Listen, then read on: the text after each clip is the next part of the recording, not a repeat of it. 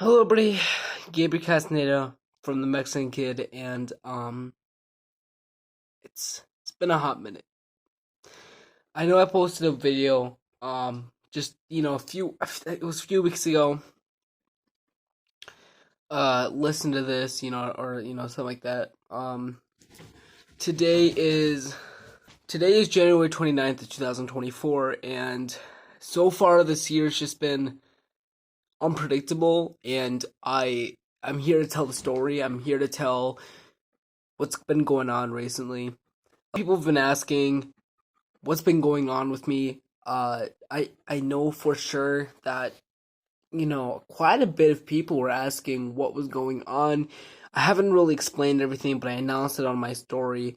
But I gotta realize that this is a YouTube channel. None of you guys know my stories, and you guys don't know my social media. So, and obviously, if you guys don't know, because I don't post a whole lot, but like I want everybody to know the story without me telling them and being emotional in their arms. So here I am telling the story. I recorded this. I recorded the night I found out, but I didn't want to release it because it was too emotional, and I can't bear to just sit there and watch myself just fall into tears. And yeah, I do get emotional. Yes, I do cry, and it's just what's been going on recently is something that I knew what was going to happen, but I wasn't ready to let go yet. January in the beginning was awesome. Like it's been great. I have everything settled for this year. I have the whole summer planned out for the best of it, and it was ruined because I was just I felt so happy, and I was just so busy. I with school and work and everything. I've been too busy, and I haven't been focusing on the people that I love. Obviously, when I'm at home, yes, I do, but I mean, people that I love, that I constantly check up on them, I haven't been listening to them. I haven't been talking to them for a while, just because I haven't really had the time to just think about them, rather than doing the stupid shit that can only last, just a certain amount of days. So I'm here to just make something about it. Ronnie Lawrence is his name, and a local people know him. He was the mayor of Adrian in the 1900s or 1990s, and he lived his life to the fullest. He lived in Adrian, Minnesota for years and graduated. I can't remember where he graduated from, but it wasn't here.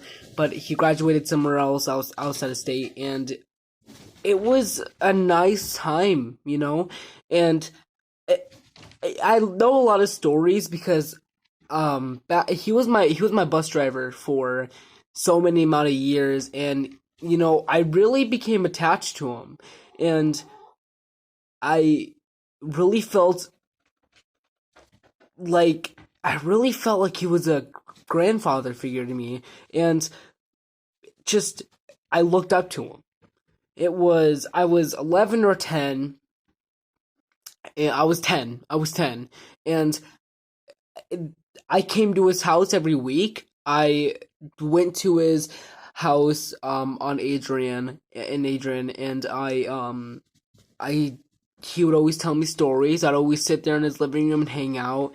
He would sit on his couch with his phone on his side and his TV or his remote on the side, no, on the end table or something, and my photo hung up right there by his side, right by the clock. And you know what? I honestly think that out of everyone that he has drove, kids and so much more, I was his favorite because I related to him. He never had that relationship, and I quickly grew an attachment with him because he just he speaks his mind, basically. He went through so much things, and I kid you not, he went through so much things to get to me, to get to um to just make me happy. You know what I mean? And I just to actually feel that power to stand by his side for, not so many years, but it was enough years for him to realize that there's someone in his family that understands what it's like to have a grandchild. He has a son, just he never had a grandson. He never had grandkids. And so I remember when I was sitting in his living room and he was sitting down in his chair and he was like, "You mean a lot to me, buddy. You know that. You're seriously like my grandchild. I consider you family." And that's the day he said that. I considered myself as Gabriel Lawrence. And I know that it's not real that I'm Gabriel Castaneda, but I'm also a Lawrence. And to actually have the ability and motivation and confidence to say that, it's because everything that I've done, from making sure he was okay to make sure that he had the best support and the best of care, I think well enough know that I think he knew, and I hoped he knew that I knew that I was his that he was I hope that he understood that I was his grandchild. And I never really agreed with him. I just like, I'm your buddy. I don't want you to put things out of the way just to, make me happy. I want you to live your life to the fullest. I want you to make your wife, the best she can. And it's been put through a lot. And so I just never really had the time to really congratulate him and to thank him on how much he put up to me, and, just all that. I may not be making sense because I'm thinking about this rather than telling you, because I'm thinking about so many memories right now and you guys don't know anything of it because it's just me and him and Karen, his wife. So Ronnie was a veteran. He was a bus driver throughout his years. He was everything, a mayor and all that.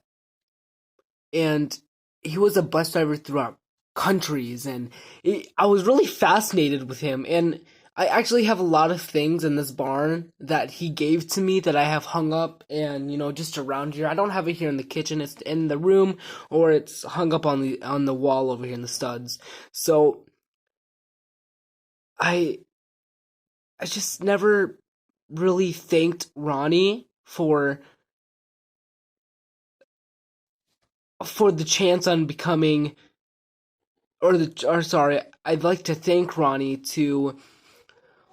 I like to thank him for everything that he's done for me. I mean, when I was at my worst, he came to see me.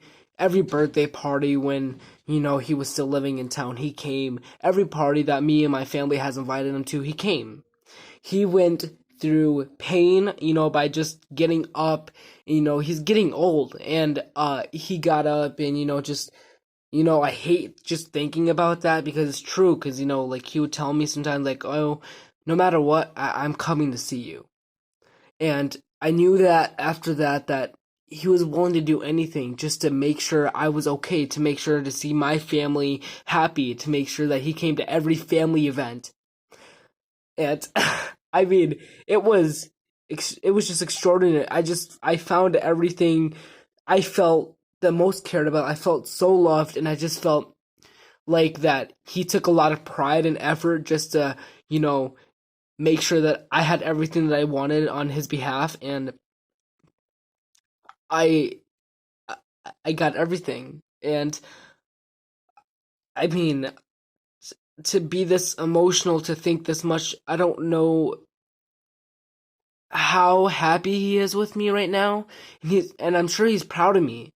And I he was falling down, and years were coming by like wildfire. It was just it was so fast. I called him every single day when I got a phone, and I wanted to make sure he was okay. Long conversations after long conversations turned into short conversations. And that's what started to worry me.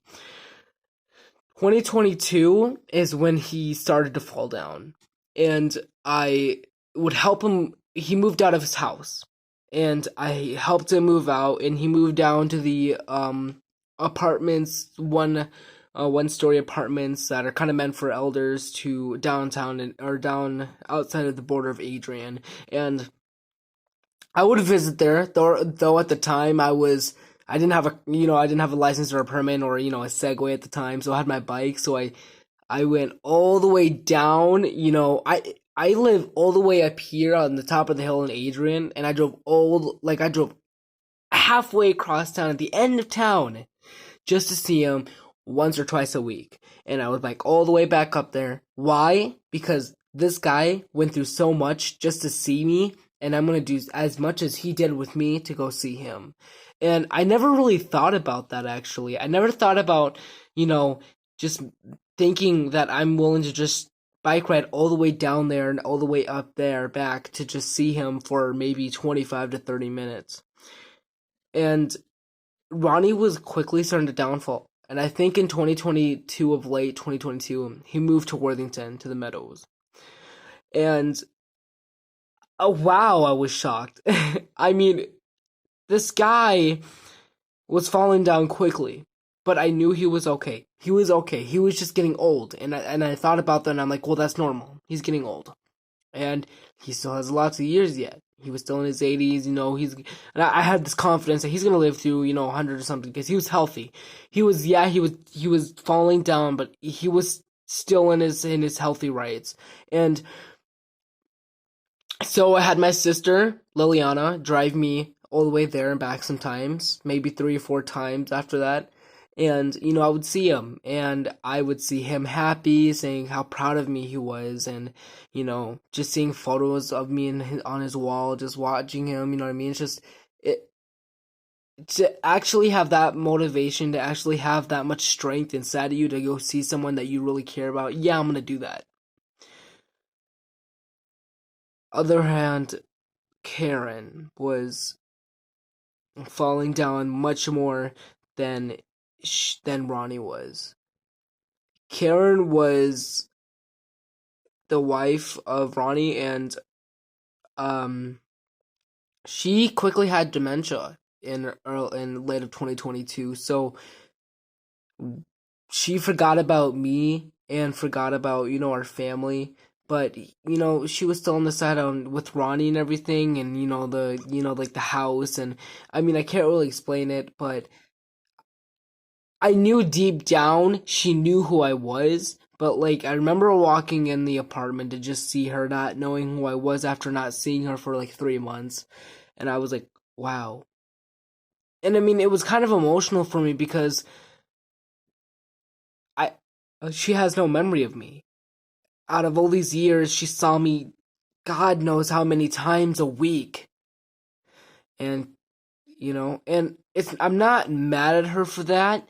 I'm more like upset that now she can't remember me, now knowing that Ronnie Lawrence has passed away, that she doesn't get to realize to see the much lovable moments that Karen has had with Ronnie, and the loving moments and the comfort moments that she had with me and Ronnie. And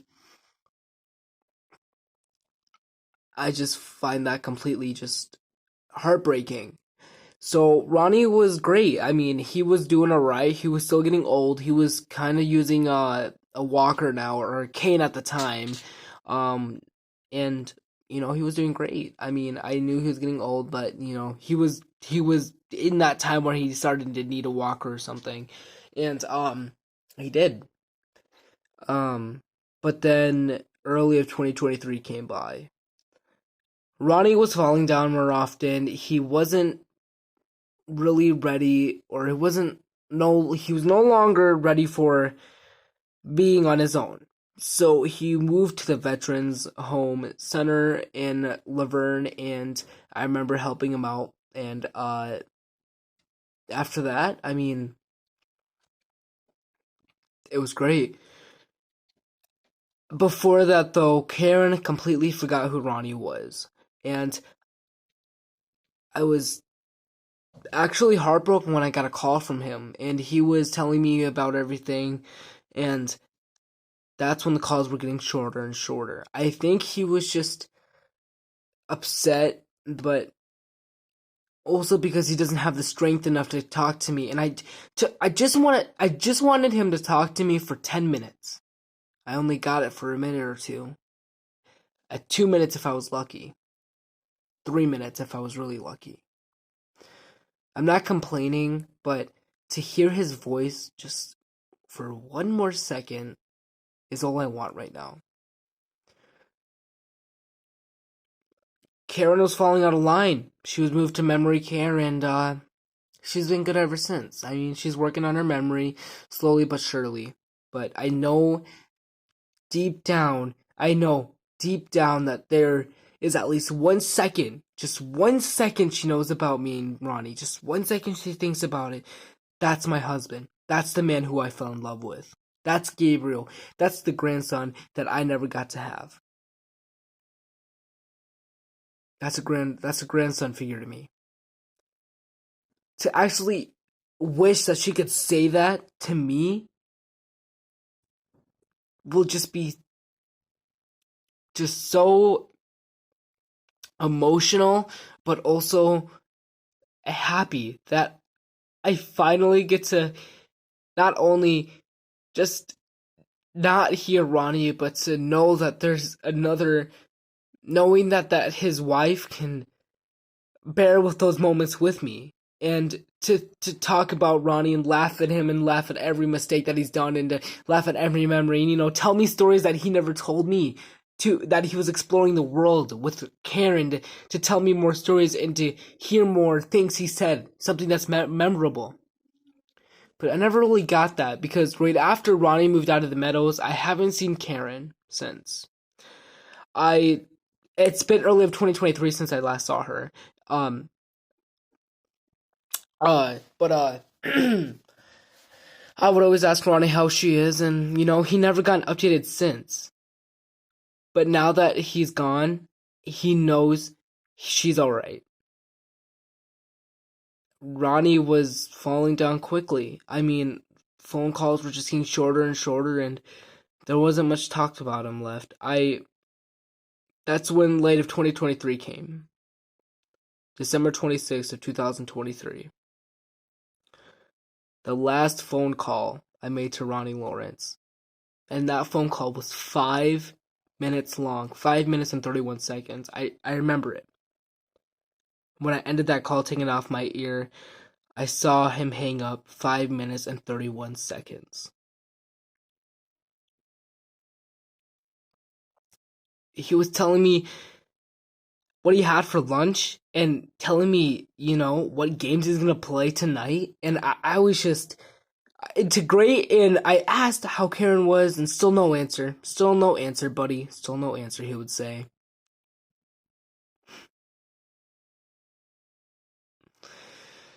And,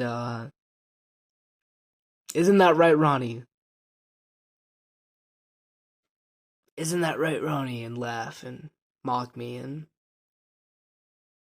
that was the best phone call I had that year from him. December 28th of 2023. He passed away. And you want to know the best part of it? I should say the worst part. I didn't know about it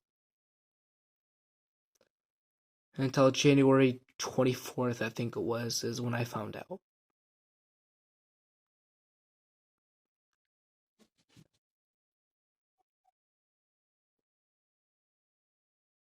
After December 28th, or before that, December 26th, he said he would call me the following day.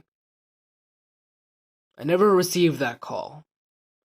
But I know if he were to call me and I answered that call, I know it would be another time of him laughing.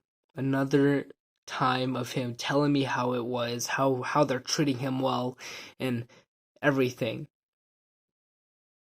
I know he would have said that. And I know he would say at the end, "Goodbye, buddy. I'll talk to you tomorrow."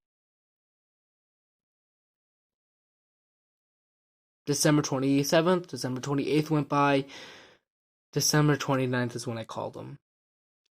No answer. It was ringing. I thought, maybe he was asleep because I call him during lunch I call him during lunch at school. He's eating at that time, the same time. So, I like to call him at lunch and not too late at night, like not at 5, 6. He goes to bed early. I mean, he goes to bed like 4 o'clock, 4:50. I mean, there's not much for him to do, you know what I mean? And I'm very strict when it comes to calling. First, second, third, fourth, fifth, sixth, seventh, eighth, ninth, 10th, 11th, 12th. I called at least every other day. Nothing. I should have known, but I didn't. But I knew in my mind that he was strong enough and that he still had a lot more months. I mean, I didn't think of anything about anything. I thought maybe he lost his phone in the laundry again because it happened before. And I called the facility and they said he was all right. He was just his phone got into laundry and I thought it was something along those lines, but I was going to see him. I was actually going to visit him when that snow cleared up. I was going to see him. But he was already gone.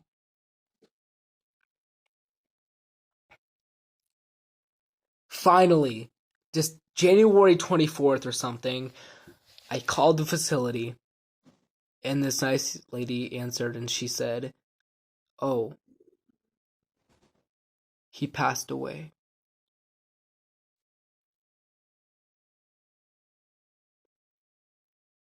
I sat there in the van right in front of Subway and Adrian, and I was like, "Oh,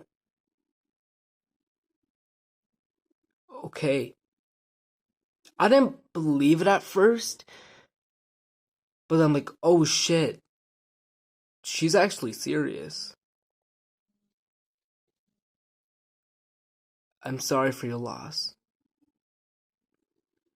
And I was smiling, but then emotions were heading up, and I hung up. I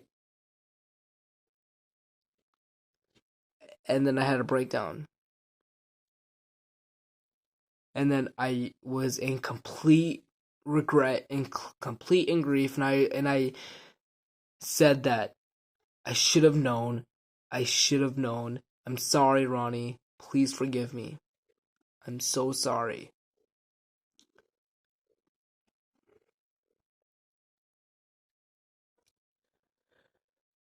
January 26th.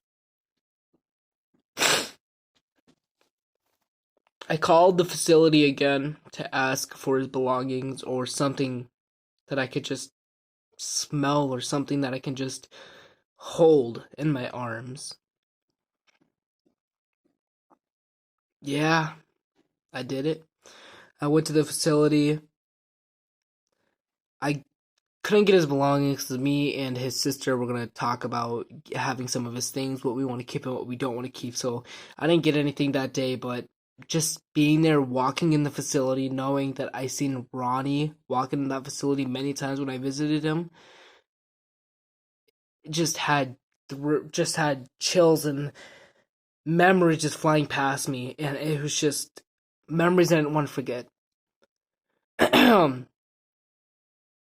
then that day, just on January 26th, for the first time since early of 2023, I went to go see Karen. Memories were floating past me, and I just said, no, I don't care. I'm gonna go see her. Knowing that Karen's the last thing I have left of Ronnie right now, there's no way in hell I'm not gonna see her again. So I visited the facility at Meadows in Worthington, and just like where Ronnie was, but she's a memory care, and I saw her. You know what? And she was happy. I stood right behind her, or the side of her, and she was looking at, just playing dodgeball. And I knew the second I saw, like, the glimpse of her face, that was her. I locked eyes on her, and I just had tears rolling down my face. I was happy that she was happy. Knowing that she has no memory of what's going on, knowing that she has no memory of who I was, who Ronnie was, there was no way I was going to ruin that for her. I touched her shoulder and I said, "Hi, Karen. It's me, Gabriel." And she was like, "Oh, hi. Who are you?" And I said, "I'm just working here. Just thought I would say hi to you. You looked happy."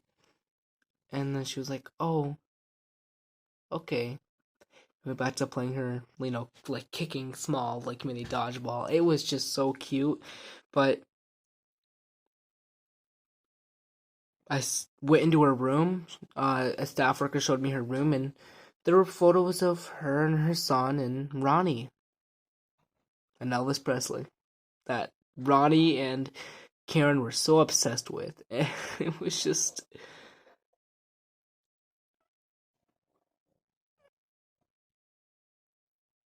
yeah.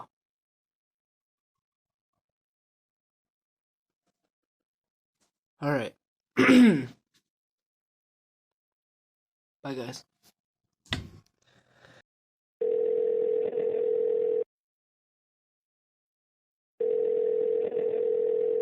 Your call has been forwarded to an automated voice messaging system. Ron Lawrence is not available. The mailbox is full and cannot accept any messages at this time. Goodbye.